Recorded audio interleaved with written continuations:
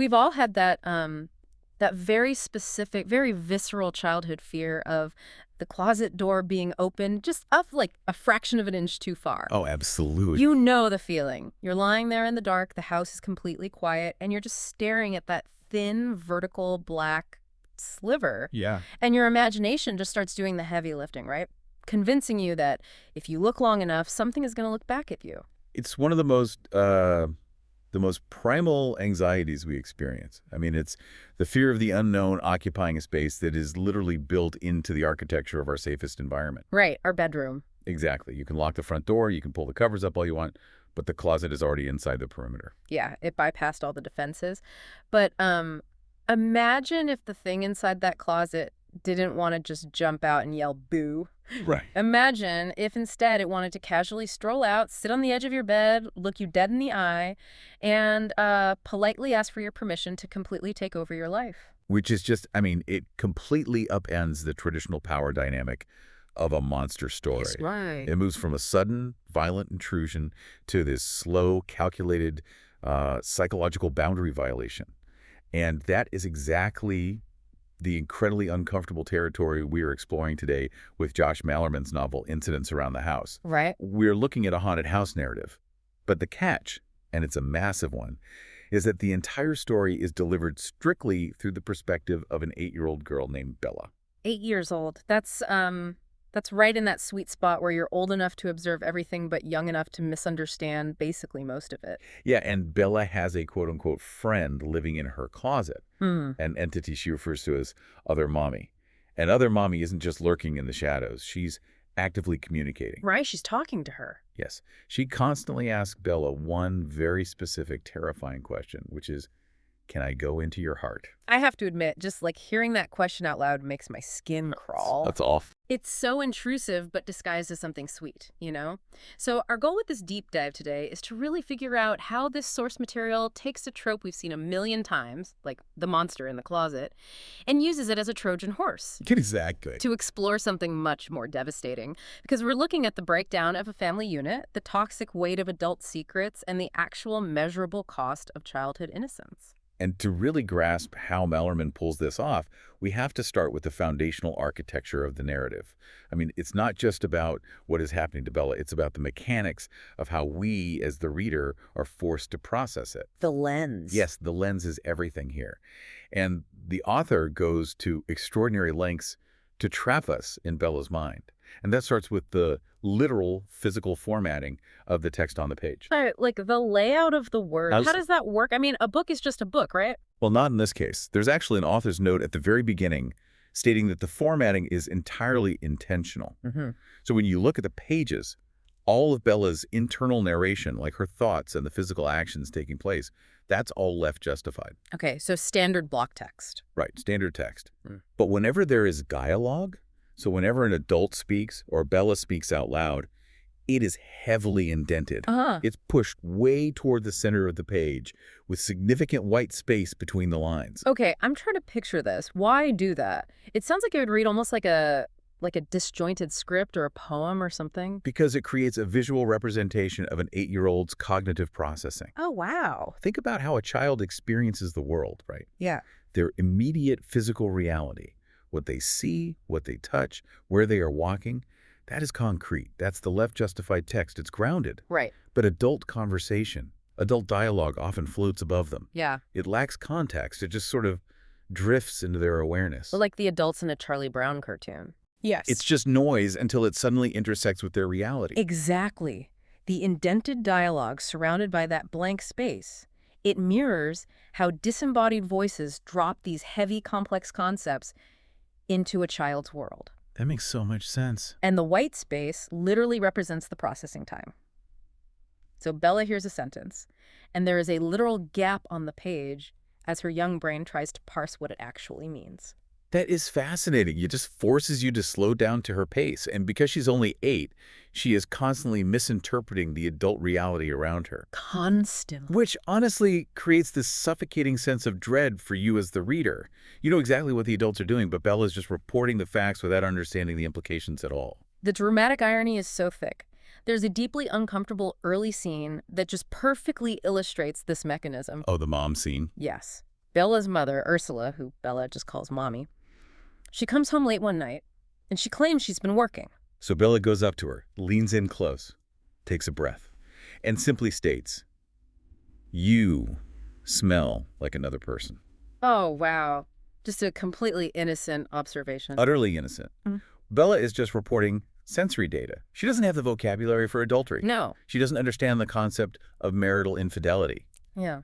But you, as the adult observer, you instantly feel the temperature in the room plummet. Yeah, you recognize the catastrophic gravity of what this child just casually dropped into the conversation. Exactly. It's like a kid picking up a live grenade and asking their parent why the little metal pin is so shiny, you know? They don't know they are holding death. How does the mom react to that? Well, Mommy immediately panics. Yeah? She starts aggressively smelling her own clothes. Her demeanor shifts entirely. She becomes super defensive and erratic. Naturally. Right. And Bella registers that Mommy is acting weird, but she just attributes it to stress from work. She is completely oblivious to the fact that she has just exposed her mother's affair. And it's that exact innocence, that complete lack of context, that makes Bella so incredibly vulnerable to entity in the closet. Yeah. Because if you don't know what a threat looks like, how can you defend against it? Other Mommy doesn't kick the door off the hinges and roar. The source material says she starts out as a friend, just making funny faces from the dark corner. She builds rapport. Yeah. I mean, this is classic grooming behavior translated into a supernatural context. Oof, that's chilling. It really is. The entity establishes a baseline of normalcy and secret sharing before it ever introduces a demand. And when other Mommy finally does make her move, she relies on politeness. She asks, "Can I go into your heart?" Which feels so calculated. Like, it reminds me of the old vampire lore. Oh, interesting. How so? The idea that a vampire, no matter how powerful they are, physically cannot cross the threshold of your home unless the homeowner explicitly verbally invites them inside. Okay, yeah, I see why you draw that parallel. I mean, the supernatural requirement of consent is a long-standing tradition in folklore. It acts as a metaphor for inviting sin or corruption into your life. But let me stop you there, because I actually think what Malerman is doing here is so much worse than the vampire trope. Really? Worse how? Well, a vampire usually tricks an adult or seduces someone who has full cognitive capacity, right? Well, This entity is doing something sickening. It is weaponizing the very social conditioning that Bella's parents have drilled into her. okay, unpack the mechanics of that conditioning for a second. What specifically is being weaponized here? Politeness. Think about it. Every parent tells their 8-year-old, be polite. Don't be rude to guests. If someone asks you a question, you answer them. Friends share with each other. Oh, wow. Right. Other Mommy is exploiting the instinct of a child to accommodate adults. From what I understand in the notes here, Bela almost says yes to the entity several times, not because she wants to be possessed, but simply because she feels awkward saying no. She doesn't want to be rude. Exactly. She doesn't want to be a bad host to her friend. That is a brilliant distinction, and it cuts to the absolute core of the psychological horror here. The entity isn't overpowering her physical strength. It is hacking her moral framework. Hacking her moral framework? I love that phrasing. It's what's happening. The virtues we instill in children like compliance, empathy, politeness, they become the exact vectors through which the monster attacks. It's terrifying. You teach your kid to be a good girl, and that quote-unquote goodness is exactly what the monster uses to pry the door open. And consider the isolation that creates for Bela. She is fighting a brutal psychological battle over bodily and spiritual autonomy, and she's armed only with a second grader's understanding of manners. It's so unfair. It is. Her parents cannot see this battle, let alone equip her for it. Which honestly brings us to the most frustrating part of this whole scenario, the parents. Because if Bella is this vulnerable, we have to ask why the entity even has a foothold in this house to begin with. Right. Why is the closet door unlocked, so to speak? To understand the haunting, we really have to perform an autopsy on the marriage of Mommy and Daddo. The source materials suggest the entity doesn't just randomly select a house. It's not arbitrary. No, not at all. It thrives in a specific environment. And the structural integrity of this family unit is completely rotting from the inside out.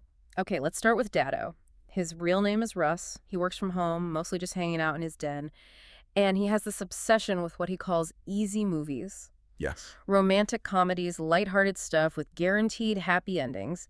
He is just aggressively optimistic. In fact, Mommy observes at one point that Daddo doesn't have a single shadowy hallway or closet inside his entire soul. which, on the surface sounds like a compliment. Sure. We typically value optimism. Sure we do. But let's look at how Dato's optimism actually functions in the ecosystem of this family. It isn't a source of strength. It is a profound defense mechanism. It is weaponized denial. Weaponized denial. I really like that phrasing. Because he isn't just looking on the bright side. He is actively refusing to acknowledge reality. When impossible, terrifying things start happening, he twists himself into knots to rationalize them away, like the house fills with the smell of rotting meat. Dato says it's just a backed-up plumbing issue. Right. The closet doors violently swing open on their own. He grabs a screwdriver and says he needs to fix a loose hinge. He is attempting to apply mundane, physical solutions to metaphysical, emotional problems. And the tragic result of that is his refusal to see the darkness leaves his daughter completely unprotected. Because you can't fight what you won't admit is there. You cannot guard against a predator if you refuse to admit predators exist. There's this one scene that just perfectly encapsulates Dato's uselessness. Yeah. They have a party, he gets stoned, he's holding a drink, and he goes into Bela's room. Oh, this scene. Right. He stands in front of the closet, raises his glass, and literally gives a toast to the dark. He tells the ghost that it isn't welcome because they are a happy family. It's an incantation of denial. He honestly believes that if he just asserts the narrative of the happy family loudly enough, it will magically overwrite the reality of their fracture. But the reality is that the family is bleeding out. And if Dato's fatal flaw is toxic, oblivious denial, Mommy's flaw is active, corrosive guilt. Yes. Ursula is the breadwinner, which adds an immense layer of pressure. Her schedule is erratic, she's highly stressed. But as Bela unwittingly revealed with the smell like another person comment, Ursula is also carrying on a full-blown affair. With a man named Frank Doherty. Yes. And the pacing of the narrative makes something very clear. The escalation of the haunting is directly tied to the escalation of Mommy's guilt. They move in lockstep. Let's look at the causality there. Shortly after Bela makes the comment about the smell, Mommy experiences a massive psychological break. In the bedroom. Right. She's in Bela's room, she's been drinking heavily, and she assumes Bela is asleep. So she essentially uses her daughter's bedroom as a confessional. Just talking to the room. She speaks out loud to the empty room, agonizing over her choices. She says, "What the hell am I doing? I have a family. Why would I risk this?" She is finally staring her own moral failure right in the face. And what happens the precise moment she articulates that guilt? That's when other Mommy physically manifests. Exactly. She steps out of the closet and slithers up into the corner of the ceiling. It's not a coincidence at all. It's like the entity uses that spoken guilt as a literal power source. This correlation introduces a major philosophical concept in the book, which is delivered by the character of Grandma Ruth. Oh, Grandma Ruth. Yeah. She posits a theory to Bela about the nature of houses and human hearts.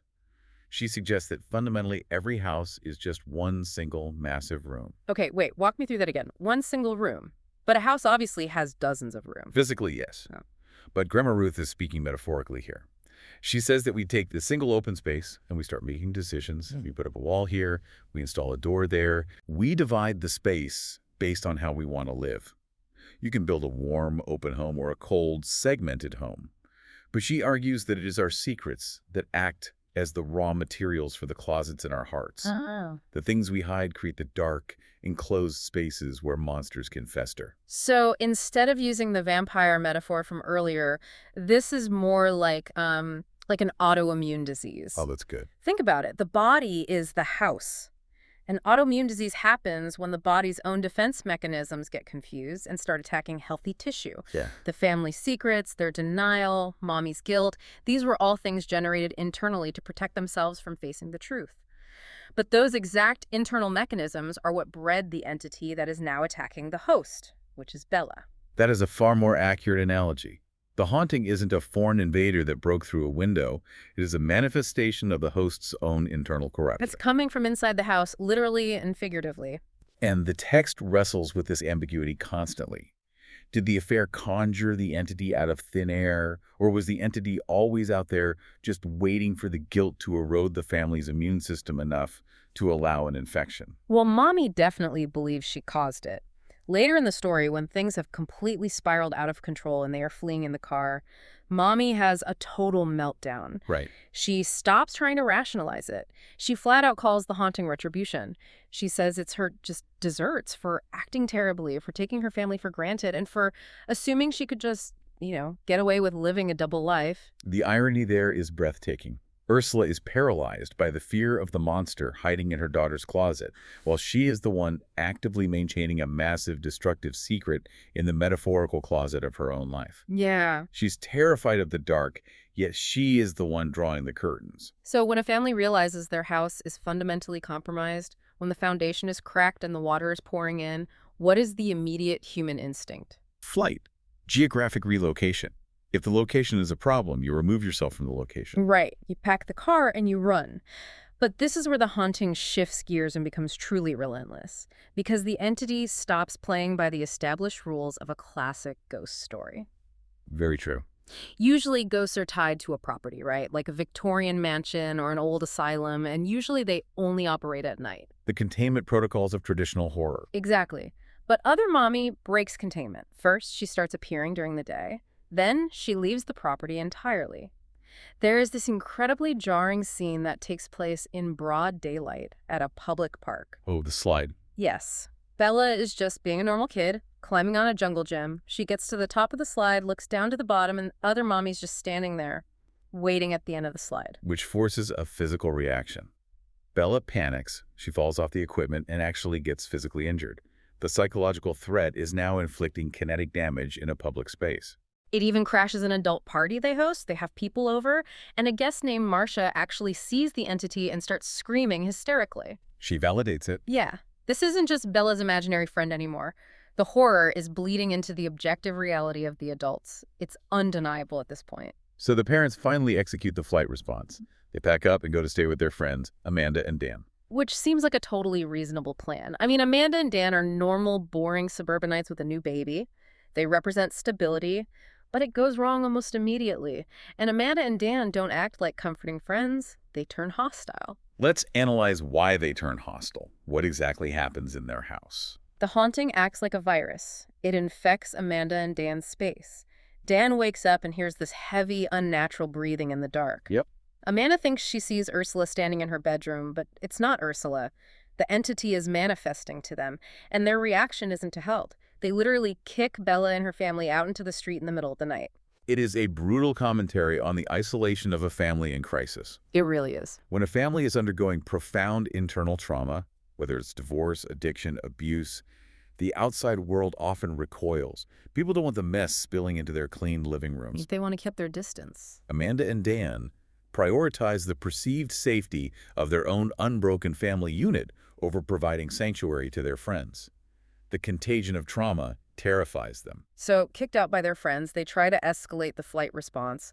They go to a massive, sprawling mansion owned by a wealthy friend named Evelyn. The logic here makes sense to a panicked mind. If the threat is claustrophobic, go somewhere with massive square footage. Build a fortress of distance. They are attempting to dilute the haunting with sheer volume. Exactly. But the entity follows them to the mansion, leading to what I think is the most visually horrifying sequence in the entire source material. Oh, the yellow bedroom. Yes. They are sleeping in this massive, beautiful yellow guest bedroom. In the middle of the night, Other Mommy ducks into the room. But she doesn't just stand in the corner like she used to. The manifestation adapts to the architecture. She expands. The text describes her rising up to the ceiling and bunching there. She spreads her entire body across the ceiling like a flat balloon. Ugh, the flat balloon image. Which is so gross. She occupies the entire overhead space of this massive room. The family has to grab Bella and literally run underneath the belly of this entity just to escape through the door. And Evelyn, the homeowner, is screaming at them, "Take it with you! This is my house you brought this to!" Let's pause on that image of the flat balloon for a second. Why does the entity expand like that? If we go back to the autoimmune disease metaphor or Grandma Ruth's theory of the room, it perfectly explains the mechanics of this scene. The entity explicitly told Bella earlier in the novel, "I don't come from the closet." Right, meaning it doesn't originate from a physical location. Precisely. It originates from the family's internal dynamic. So when they go to Evelyn's mansion, they are trying to apply a geographic solution to a psychological disease. And it doesn't work. Trauma behaves like a gas. It expands to fill whatever container you put it in. You can move into a 10,000 square foot mansion, but if you bring your toxic marriage and your crushing guilt with you, the manifestation of that guilt will simply grow to cover the entire ceiling. You cannot outrun an internal threat. That makes so much sense. The environment doesn't dictate the size of the monster, the size of the secret does. Exactly. And because they can't outrun it, they're forced to return to their own house. They're defeated. But instead of dealing with the emotional root cause, they double down on physical defenses. They hire a company called Chaps Security. The militarization of the domestic space. They go all out. I mean, motion detectors, cameras, alarms wired to every single window and door. They even hired these two massive, professionally trained guard dogs named Kamai and Kameo. It's an absolute fortress. And how effective is this fortress? Completely laughably useless.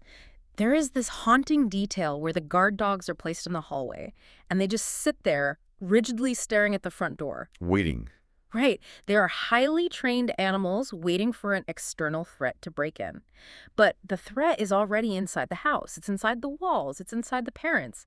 The dogs don't even register other mommy because, as you said, you can't put a burglar alarm on a fractured relationship. The failure of the security system marks a critical transition in the narrative. Physical flight failed. Physical barriers failed. The parents are now completely stripped of their agency. Which forces them to turn outward. Yes, they seek intervention from adult, quote-unquote, experts. And what Malerman does in this segment is meticulously deconstruct the illusion of adult competence. He shows how adult logic, bravado, and systems of belief are spectacularly inept when faced with the primal reality of a child's fear. Oh, the experts in this book are just infuriating. They're almost parodies of how adults try to solve problems they don't understand. First up, we have the spiritual approach. Right. Lois Anthony, the woman from the party, she brings over her occult circle. A collective of individuals who believe they have codified and systemized the supernatural. Yeah. Picture the crystal healing, sage-burning, sweater-wearing crowd. They sit in a circle in the living room, light candles, hold hands, and attempt to conduct a seance. It's absurd. They are treating the entity like it's a rational neighbor that they can just have a polite mediation with. Oh, spirit, please leave this space. They're attempting to apply adult diplomatic logic to a parasitic emotional entity. And it backfires horrifically. One of the guys in the circle, a man named Kyle, actually manages to make a psychic connection with other mommy. And it breaks him. Completely breaks him. Whatever he sees or feels in that connection terrifies him so much that he literally blows out the candles, breaking the circle of protection. He sits there in the dark, staring blankly into the fireplace, and he tells the family that the entity gave them a present. The entity responds to their attempt at diplomacy with an act of devastating cruelty. What is the present? It's Frank Doherty, mommy's lover. He is found dead. And where does the entity leave his body? Stuffed inside a closet. Let's analyze the symbolism of that execution for a minute. The entity doesn't just kill Frank, it curates the murder. It makes a statement. It takes the literal embodiment of mommy's secret affair and stuffs it into the physical manifestation of her psychological closet. It is taking the family's dirty laundry and weaponizing it against them. Wow. The occultists failed because they thought they were dealing with a standard ghost, not a personalized weapon of trauma. So the hippie spiritualists fail and someone dies. Dado's reaction to this is to swing the pendulum as far in the opposite direction as possible. He abandons diplomacy and embraces toxic, hypermasculine aggression. He hires an exorcist? He hires Brian. Brian. Yeah. He represents the adult demand for tangible physical dominance over the unknown. Brian is such a piece of work. He shows up dressed in all-black tactical gear, wearing leather gloves, munching on potato chips like he's bored. Like it's just another Tuesday. Exactly. He acts like a SWAT team member about to clear a building. He refuses to look at any of the security camera footage. He demands to sweep the house alone. He is pure arrogance. He truly believes he can intimidate a supernatural entity through sheer bravado. He fundamentally misunderstands the arena of the conflict. He believes it is a physical altercation. And he finds out very quickly how wrong he is. Other mommy actually manifests for him in the dining room, and she drops the polite friend act entirely. She shows her power. The source material describes her mouth stretching open all the way down to the floor. She generates this localized, freezing hurricane force wind inside the room that is so powerful it literally pins Mommy and Dado against the walls. The entity displays overwhelming kinetic power to shatter Brian's illusion of control. And how does the tactical expert respond? Does he fight? Does he pull out a weapon? Does he throw himself over Bela to protect her? No. Of course not. He reaches out his gloved hand to touch the entity. And when he makes contact, he smiles this manic, deeply selfish smile. He turns around, runs out the front door, gets in his car, and speeds away. He literally yells out the window, "I've seen one." It's insane. That reaction is incredibly revealing. Brian didn't care about the family's survival. He didn't care about a child in danger. He only cared about validating his own fringe beliefs. Once he got his proof, his personal ego was satisfied, and he abandoned them. It's sickening. And for Bela, watching this happen is a pivotal moment. She realizes with absolute clarity that the adults are frauds, the experts are cowards, no one is coming to save her. Which leads to what I think is the most pathetic, heartbreaking scene in the entire book. Oh, the pantry The scene? parents' final attempt at a physical defense. Yes. Mommy and Dado are totally out of options, so what do? They go into their bedroom and put on nice clothes, like they're dressing up for church or some formal duel. It's a ritual. They go down to the kitchen, arm themselves with ordinary steak knives, and they stand in the hallway outside the pantry. And they just start blindly stabbing into the darkness. The imagery is stark. Two adults, dressed in the uniform of civilized society, wildly thrusting kitchen cutlery into the empty air of their own home. They are screaming, crying, stabbing at shadows. It's absurd. It's like watching someone try to put out a grease fire by throwing a water balloon at it. Yeah. You are using a tool that is so fundamentally disconnected from the nature of the problem that you are actually just making the fire spread. Is the ultimate manifestation of their powerlessness. The adult world demands physical solutions, alarms, guard dogs, tactical gear, knives. But as we established with the autoimmune metaphor, this entity operates on the logic of emotional trauma. Right. You cannot cut a psychological wound out of the air with a steak knife. You cannot stab guilt to death. So if you can't stab it and you can't outrun it, what do? The alarms failed, the experts fled, the knives are useless. This complete systemic failure forces the family into a radical, devastating corner. And this is where the narrative shifts from a haunted house story into a full-blown psychological tragedy. We reach the climax, which is initiated by the return of Lois Anthony, the occultist. She survived the failed seance, and she returns with a deeply disturbing new theory about the mechanics of the haunting. Lois sits the parents down and tells them that the entity isn't just hanging around the house to scare them. It is an emotional parasite. And specifically, it is feeding on the purity of Bela's childhood innocence. Lois identifies innocence not as a shield protecting the child, but as the very food source sustaining the monster. And her proposed solution is brutal. She tells the parents that the only way to starve the entity to death, the only way to save Bela's physical life, is to forcefully and permanently revoke her innocence. Think about the philosophical weight of that proposition. To kill the monster, you must deliberately murder the childhood of your own daughter. It's unthinkable. You must forcefully inject her with the toxic cynicism and sorrow of the adult world. And the horrifying part is they do it. They agree to it. In the middle of the night, they pack Bela into the car and drive out to Sleeping Bear Dunes. The beach ritual. They build a fire on the beach in the pitch black.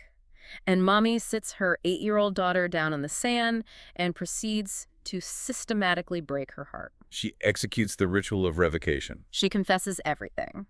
She tells Bela about the affair with Frank Doherty. She explains that the man she loved is dead because of her actions. She tells her daughter that their family is a lie, that it is broken. And then Dado steps in. Right, and he delivers the killing blow. He doesn't offer comfort. He explains the crushing, suffocating weight of adult secrets. He tells her how adults lie to each other, how they deceive the people they love just to survive. They are intentionally shattering her worldview. They are stripping away the illusion of safety, trust, and unconditional love that forms the foundation of a healthy childhood. But I really struggle with this scene. I have to push back on Mommy's motivations here. Okay, what do you mean? Did she confess on that beach because she genuinely, mathematically believed it was the only way to save Bela's life? Or was she, on some deep subconscious level, just desperate to stop carrying the secret? Was she using this occult theory as an excuse to finally absolve her own guilt by vomiting it all over her daughter? That ambiguity is the engine of the tragedy. It is entirely possible and highly likely that it is both. Both. Yes, she is a terrified mother trying to save her child from a monster, but she is also carrying a crushing weight of guilt and looking for a release valve. She weaponizes her confession as a defense mechanism, but in doing so, she makes Bela the new bearer of the family's sins. And the ultimate gut punch. The betrayal is for nothing. The ritual fails completely. The theory of revoking innocence was flawed from the beginning. Completely flawed. They get back in the car for the long, silent drive home. Bella is sitting in the back seat. Her innocence is gone. She is profoundly depressed. Her understanding of her parents is ruined. And as she sits there, She feels something push against the back of her seat from inside the trunk of the car. It's a fingertip. the entity is still there. It's right behind her. Stripping Bella of her innocence didn't starve the monster at all. It just made Bella incredibly, hopelessly sad. It removed her only emotional defense. Which sets the stage for the final confrontation. Because if the entity can no longer feed on innocence, the dynamic of the haunting must evolve. The polite requests are over. They arrive back at the house, Grandma Ruth is there, and she volunteers to stay awake in the hallway to keep watch. But against an internal manifestation, a night watchman is useless. Exactly. In the dark, Grandma Ruth is violently pulled into the foyer closet and vanishes. Then, the entire house loses power. Total darkness. The isolation of the physical space is now complete. No lights, no cameras, no outside world. Bella is standing alone downstairs in the dark, and suddenly she hears it. The physical violence the parents have been dreading the entire book finally erupts upstairs. It finally happens. She hears the thuds against the floorboards. She hears the screaming. She hears the wet, heavy groans of her parents being brutally slaughtered by the entity. The psychological violence that has been tearing the family apart internally has finally transmuted into literal physical destruction. The secret is tearing the house apart. Bella, who is now carrying the heavy, cynical knowledge of an adult, walks up those creaking stairs. She looks into her bedroom. She sees her mother lying face down in the carpet, beaten, broken, defeated. And other mommy is crouching right next to her. And the entity looks at Bella, and for the final time, it asks the question, "Can I go into your heart?" But the context of the question has entirely changed. Exactly. It's not a polite request from a weird friend anymore. It is an ultimatum. Bella looks at the destruction of her parents, she looks at the monster holding their lives in its hands, and she realizes there is only one way to make the violence stop. To save her family from being completely eradicated. Yes. Bella looks at other mommy and says, yes. It is the ultimate devastating synthesis of the novel's core themes. The transaction is completed.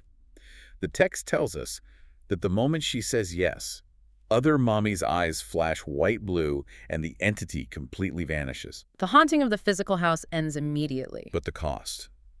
The narrative specifically notes that as the entity disappears, Bella suddenly feels a cold weight settle inside her. She feels like she is now the one haunting the house. She has become the vessel. If we look at the mechanics of generational trauma, Lois Anthony had the equation backward. Bella's innocence wasn't the food source, it was the currency of the transaction. Oh, that's heavy. By saying yes, Bella completes the cycle. She absorbs the darkness of her parents' failing marriage, their infidelity, their denial, and their guilt. She internalizes it in order to keep the family physically intact. She sacrifices her internal life to save their external lives. She becomes the very secret hidden in the closet that Grandma Ruth talked about. Precisely. What the parents failed to understand throughout the entire narrative is that you cannot fight internal decay with external security systems. You cannot lock out your own guilt. No, you can't. If adults refuse to confront the darkness within their own relationships, that darkness does not evaporate, it trickles down. And ultimately, the children will be forced to house it for them. It is just incredibly heavy. Malerman takes this simple, almost cute childhood fear, the monster making silly faces in the dark, and he methodically turns it into a suffocating metaphor for how families destroy themselves from the inside out. Yes, he does. He shows how the burdens adults create are inevitably absorbed by the most vulnerable people in the room. It is a masterclass in psychological horror, precisely because the supernatural elements are just symptoms of the very real, very human failures of the parents. And that leaves us with one final, deeply unsettling concept to mull over. Let's hear it. Next time you look at a house, whether it's your own or one you're visiting, think about Grandma Ruth's theory. Think about the idea that a house is just one massive open room, and we're the ones who divide it up by the walls we build and the doors we close. Right. If our lies, our denial, and our secrets are the raw materials that build the closets in our hearts, well, we really have to stop and ask ourselves, what exactly are we making room for in the dark? Thanks for joining us on this deep dive.